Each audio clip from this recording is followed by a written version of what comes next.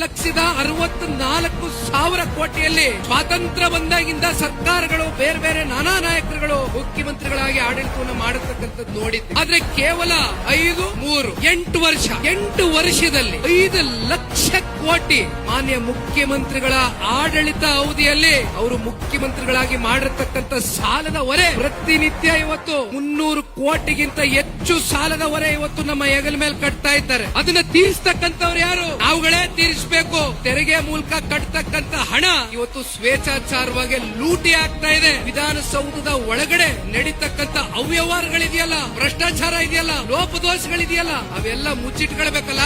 ವಿಧಾನಸೌಧದ ಕಟ್ಟಡದ ಒಳಗಡೆ ಇಷ್ಟು ವರ್ಷಗಳ ಕಾಲ ಮಾಧ್ಯಮದವರು ಬಂದು ಸುದ್ದಿಯನ್ನ ಇವತ್ತು ಈ ರಾಜ್ಯದ ಜನತೆಗೆ ಬಿತ್ತರಿಸ್ತಾ ಇದ್ರು.